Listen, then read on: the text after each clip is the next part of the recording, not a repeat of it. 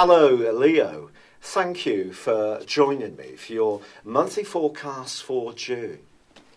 The month begins with the Sun in the part of your horoscope to do with your future and also your interaction with friends and groups. This is a time to network, and of course if you tuned in last month you'll know that the point of destiny in your situation reversed back into the sign of Leo. This is asking you to embrace your individual talents in the months to come, in fact over the next year and a half. And for the whole of this month, the North Node, your point of destiny, is forging a terrific angle with Uranus, the planet of exploration, that's in a very restless part of your situation. So I think you could be thinking about lots of different options as you enter this month, not least that Mercury, the planet of thought, intellect, but also commerce, is in a very responsible part of your scope in the first week. Don't be surprised if this sees you thinking about some retraining, or perhaps even going back to a role that you used to do in the past. Why might this be? Well, the Sun is angling in a right angle to Neptune in week 1.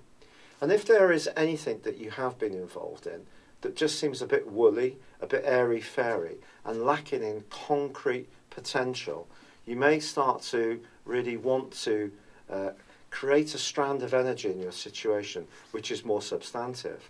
What's going to help you is the arrival of Mars on the 5th in your 12th solar house. This can be a little bit volatile as far as your moods are concerned over the next 6 weeks. There may be times when you feel quite tearful, at others quite angry. But what it can also do is connect you to a point of authority from your past. And that's where I feel this reconnection to an old career, even if it's repackaged in some kind of new way, might call out to you.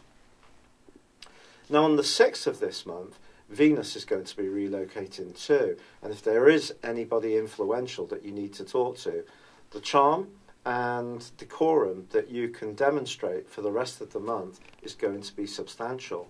And of course this is something you have natural gifts around, cultivating good contacts.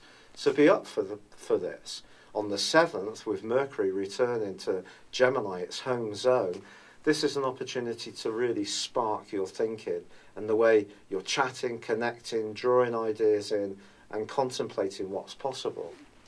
It is true that all of these energies, both with the Sun and Mercury in Gemini and Uranus, the ruler of Aquarius, in the most explorative part of your situation, suggest that however much you try to take a firmer grip on your life direction, it is going to be important to monitor how it impacts on those that you interact with.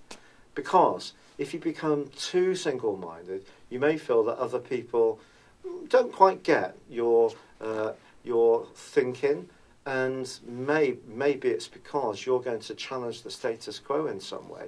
And really, when changes happen in your life, they do tend to happen in a very dramatic way because of your fixed quality.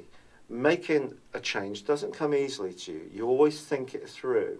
But I think by the 21st, when the Sun and Mercury pitch up into Cancer, joining up with Mars, this becomes a time when your thinking can really become a lot more analytical, and you may not rush into something you've been contemplating earlier in the month. You may actually really want to mull it over in quite a big way. Part of this process can slow down because Mercury and the Sun are going to be challenged by Saturn from the 12th through to the 23rd. I think you can be one of the most popular members of the Zodiac, but if there are any chinks in your relationships, particularly around your friendships, I think they're likely to be revealed during that period of time. It's possible even in a romantic context too, because once the Sun and Mercury move into your 12th house to join up with Mars, this is a time when you may want to just retreat a little bit from other people in a way that they're not used to. They're used to you being at the centre of things. But a much more contemplative part of your nature does need to come into play for the rest of this month. There's a new moon on the 24th, and if you're interested in any form of healing, whether it's spiritual, more therapeutic things.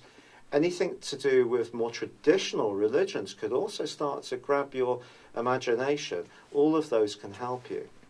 The great news, however, is that Jupiter does go into forward direction on the 9th, and your communications, whether they're to people who you see as being more knowledgeable and perhaps not necessarily so showy, or the more social interactions, I do think there's going to be a lot of chatter going on.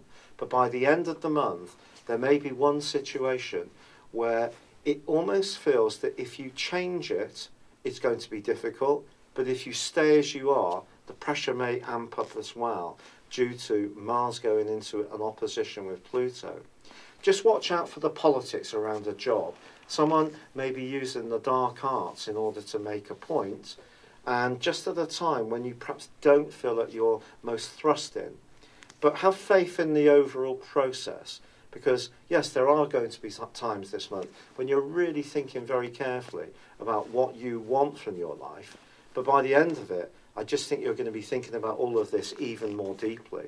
And just realise that this is something you need to go through, and once you emerge from it, you'll be much clearer about where you really want to head with the rest of your situation. It's been a real pleasure being with you. Thank you for joining me. Good luck, and goodbye for now.